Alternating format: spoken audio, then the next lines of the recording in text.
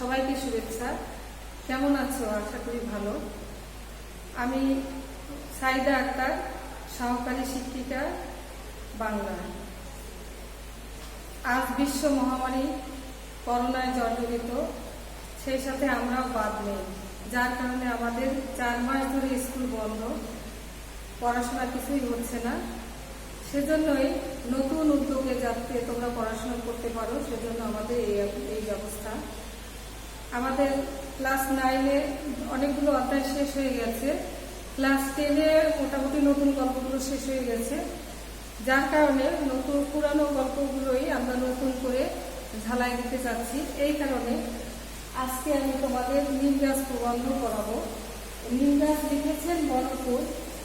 ওই বনফুলের প্রকৃত নাম বলাইচাঁদ মুখোপাধ্যায়। তিনি 1899 সালের 19শে জুলাই পূর্ণিয়ার অন্তর্গত মণিহার গ্রামে জন্মগ্রহণ করেন। তার পিতার নাম ডাক্তার সত্যনারায়ণ মুখোপাধ্যায়। তিনি তার ছাত্র জীবন পূর্ণিয়াতেই শুরু হয়। তিনি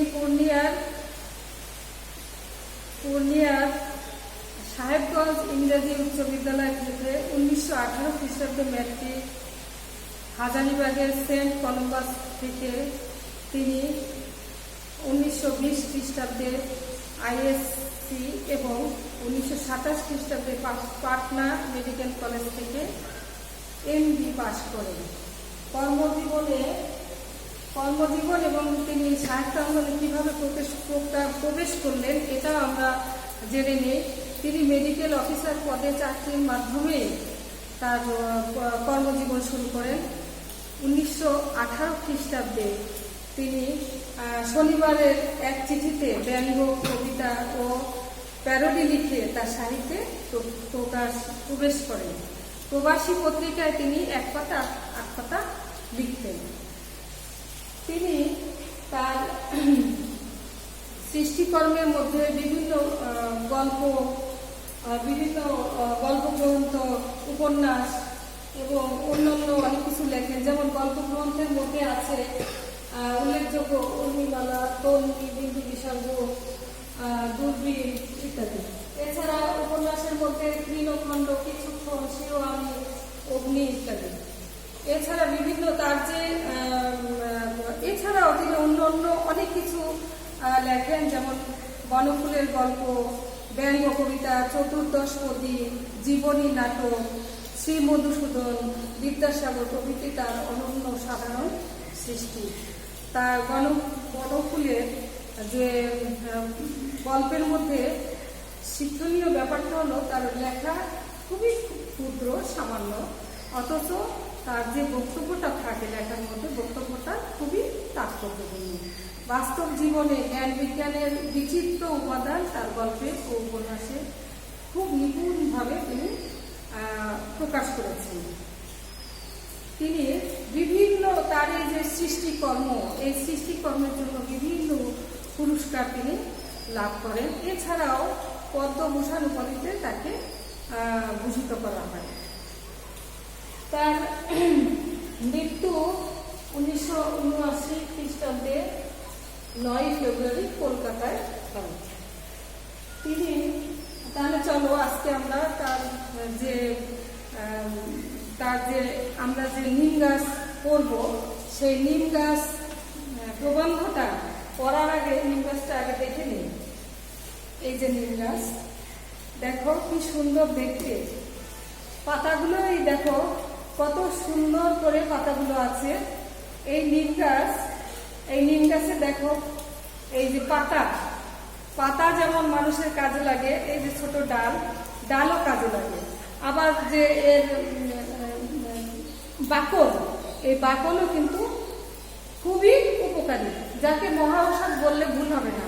আবার দেখো যে বাড়িতে নিম গাছ থাকে সে বাড়ির সবাই মনে করে যে একটা ভালো গাছ, নিম গাছের হাওয়া অনেক ভালো, যা আমরা এই পড়ার মধ্যেই পাবো। আচ্ছা, এইবার লেখক কিভাবে তার প্রবন্ধে নিম গাছের গুণগান বর্ণনা করেছেন সেটা আমরা আগে একটু পড়ি। চলো বইটা সবাই খোলো এবং দেখো বইয়ে কিভাবে আছে। কেউ ছালটা ছাড়িয়ে নিয়ে সিদ্ধ করছে, পাতাগুলো ছিঁড়ে শিলে পিষছে কেউ। কেউ বা ভাবছে গরম তেলে, কোষ দাঁত হাজার চুলকানিতে লাগা, চর্মরোগের অব্যর্থ মহাঔষধ। কচি পাতাগুলো খায় অনর্থ, এমনি কাঁচাই কিংবা তেলে ভেজে বেগুন সহযোগী যকৃতের উপকারে আসে। মানে যকৃতের পক্ষে এই যে নিম গাছের যে পাতা, এটা যকৃতের জন্য ভারী উপকারী। কচি ডালগুলো ভেঙে চিবায় কত লোক, দাঁত ভালো থাকে। কবিরাজরা প্রশংসায় পঞ্চমুখ, বাড়ির পাশে বাজালে বিজ্ঞরা খুশি হন, বলে নিমের হাওয়া ভালো, থাক কেটো না। কাটে না, কিন্তু যত্নও করে না।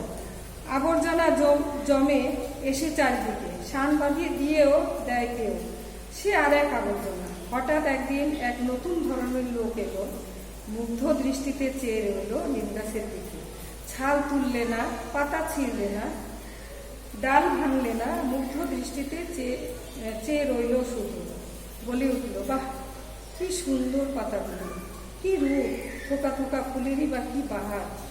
এক ঝাঁক নক্ষত্র এসে যেন নীল আকাশ থেকে নেমেছে সবুজ সায়রে। বাহ, খানিকক্ষণ চেয়ে থেকে চলে গেল। কবিরাজ কবি। নিম গাছটার ইচ্ছে করতে লাগলো লোকটার সঙ্গে চলে যায়, কিন্তু পারল না। মাটির ভিতরে শিকড় অনেক দূরে চলে গেছে। বাড়ির পেছনের আবর্জনা স্তূপের মধ্যে দাঁড়িয়ে রইল সে। ওদের বাড়ির গৃহকর্ম নিপুণা লক্ষ্মী বউটার ঠিক এক পাশে। আমাদের গল্পটা আমরা পড়লাম, কি বুঝলাম?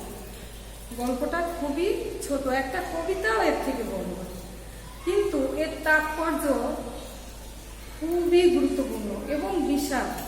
সেটা যদি আমরা আলোচনা করি তাহলে দেখা যাবে যে শেষ লাইনটাই হলো আসলে এই গল্পের ম্যাজিক লাইন, যে যেখান থেকে দেখো লেখক শুধু নিম গাছের বর্ণনাই করে গেলেন। নিম গাছের ছাল ভালো, নিম গাছের কচি পাতা ভালো, নিম গাছের ডাল দিয়ে দাঁত মাজে, এগুলো সবই ঠিক আছে। নিম গাছের হাওয়া ভালো, সবই ভালো, কিন্তু তারপরেও লেখক দেখো শেষের লাইনটা বললেন যে ওদের বাড়ির গৃহকর্মে নিপুণা লক্ষ্মী বউটা ঠিক নিম গাছের মতো। তার মানে এখানে কি বোঝানো হয়েছে, যে নিম গাছের দ্বারা এই যে লক্ষ্মী বউটাকে নিম গাছের সাথে তার তুলনা করে, মানে নিম গাছকে প্রতীক হিসাবে ব্যবহার করা হয়েছে। সে গৃহকর্মে নিপুণা লক্ষ্মী বউটা প্রতীক হিসাবে। কেমন, মনে করো যে একজন নারী বা একজন গৃহকর্মে যে মেয়েরা সাধারণত কাজ করে বা থাকে, তারা দেখো কত কাজ করে সংসার। যেমন আমাদের মায়েরা কি করে কি না করে, সকাল থেকে সন্ধ্যা পর্যন্ত, এমনকি রাত পর্যন্ত, তাদের সময়ের কোনো দেখে না তারা কয় ঘন্টা কি কাজ করলো। কিন্তু দেখো তাদের কাজের কিন্তু কোনো সীমা পরিসীমা নাই, তারা কাজ করেই যাচ্ছে। এই সংসারে ছেলে মেয়েদের সেবা যত্ন করছে, ছেলে মেয়েদের দায়িত্ব নিচ্ছে, এর মধ্যে স্বামী দায়িত্ব নিচ্ছে, স্বামীর সেবা যত্ন করছে, শ্বশুর শাশুড়ি থাকলে তার সেবা যত্ন করছে, ঘরের সব কাজ যাবতীয় কাজ করছে, কিন্তু সে সবার খেয়াল রাখছে। কিন্তু তার খেয়াল কি কেউ রাখছে? না, তার খেয়াল কেউ রাখছে না। আবার সে দেখো সে তার নিজের চাহিদার কথা কারো কাছে বলতেও পারছে না। এরকম সংসারে সে কাজই করে যাচ্ছে, তার কাছ থেকে সবাই পাচ্ছে, কিন্তু কেউ তার প্রশংসা করছে না যে তুমি এই কাজটা খুব ভালো করেছো বা তুমি তোমার সংসারে অনেক অবদান আছে, এটা জানি বলারই অপেক্ষা রাখে না। এটা যেন ওই মেয়েটার বা ওই গৃহ কাজে নিপুণা সেই মেয়েটারই যেন দায়িত্ব, তার করতেই হবে এই কাজগুলো, সেটা যেন তার একটা দায়িত্ব হিসেবে রূপ লাভ করেছে। কিন্তু দেখো একজন হঠাৎ এসে নিম গাছটাকে বললো, বাহ কি সুন্দর এর পাতাগুলো, এর ফলগুলো যেন সবুজ সায়রে যেন এসে নেমেছে, তারপরে ভালো দেখাচ্ছে, সব প্রশংসা করলো, তার রূপের গুণে সবকিছু প্রশংসা করলো। কিন্তু আসলে নিম গাছটা তার এই যে তার প্রশংসা করলো, অনেকদিন পরে কেউ তার খুব ভালো লাগলো, তার যেতে ইচ্ছা করলো লোকটার সাথে, কিন্তু সে যেতে পারলো না। কেন পারলো না? যে ওই নিম গাছটার শিকড় অনেক দূর পর্যন্ত চলে গেছে, সে আর উঠে যেতে পারবে না। এখানে মূলত নিম গাছ তো যেতেই পারে না, এটা চলমান নয় নিম গাছ, কিন্তু মানুষ তো চলমান। এখানে এই যে নিম গাছের শিকড়, এই শিকড়ের সাথে এই যে মানুষের মানে এই যে লক্ষ্মী বউটার যে উদাহরণ দিয়েছেন লেখক আমাদের, সেই উদাহরণের মধ্যে দেখা যায় যে নিম গাছের যে শিকড় আর এই লক্ষ্মী বউটার, এই শিকড় আর লক্ষ্মী বউটার মিল হলো যে তার মায়া, এই প্রতীকী, যেহেতু এই মায়ার সঙ্গে শিকড়টাকে কবি লেখক যেন উল্লেখ করেছেন এভাবেই। তাহলে এই নিম গাছ গল্প আমরা আজকে যে নিম গাছ পড়লাম, এখান থেকে তোমাদের কোনো সমস্যা, শব্দের অর্থে কি কোনো সমস্যা আছে দেখো, এখানে আমি তোমাদের একটু বলি, যদি সমস্যা থাকে কয়েকটা শব্দ অর্থ আমি তোমাদের দেখিয়ে দিচ্ছি, শব্দ অর্থগুলো তোমরা দেখে নাও।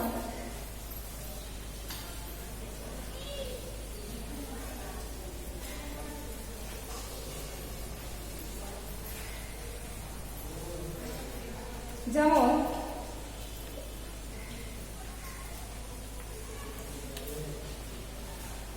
এখানে শব্দার্থ আছে তোমাদের ছাল, শব্দার্থগুলোর মধ্যে আমরা যেগুলো দেখি ছাল, এই যে ছাল শব্দের অর্থ তোমরা জানোই, ছাল মানে কি? বাকল, বাকল, সরি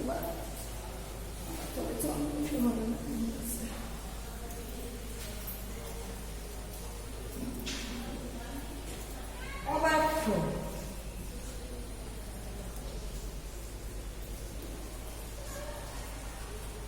অর্থাৎ যা ব্যর্থ হয় না।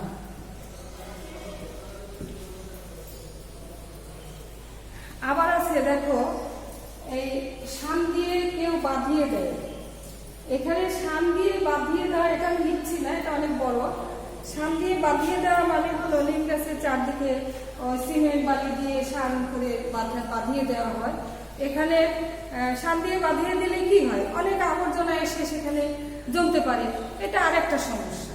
এই বিভিন্ন, তারপরে কবিরাজ, এখানে একটা শব্দ আছে যেমন কবিরাজ, কবিরাজ বলতে যিনি ওই যে গাছালি এগুলো দিয়ে যে ওষুধ তৈরি করেন তাকে কবিরাজ বলে। আচ্ছা ঠিক আছে, এখন আমাদের আর কি কোনো সমস্যা কি আছে, আমরা এগুলো মুছে ফেলি।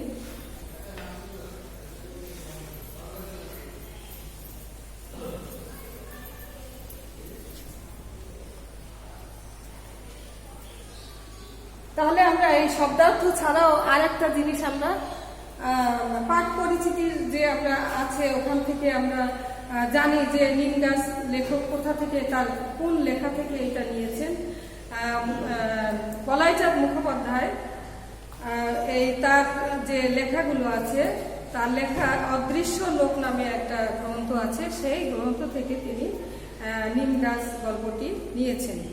তার সংক্ষিপ্ত অবয়বের মাধ্যমে যে বিপুল মানে বিপুল যে বক্তব্য এর মধ্যে লুকিয়ে আছে, এই বক্তব্যের মধ্যে তার যে দক্ষতা, তার সাহিত্যের যে কতটা দক্ষ ছিলেন বাংলা সাহিত্যের ক্ষেত্রে, এটা বিরল। তাহলে আমরা আজকে নিম গাছ গল্প, তোমাদের প্রবন্ধটা তোমাদের আজকে আলোচনা করলাম। আসো তাহলে তোমাদের একটা বাড়ির কাজ দিয়ে দেই। বাড়ির কাজটা নিম গাছের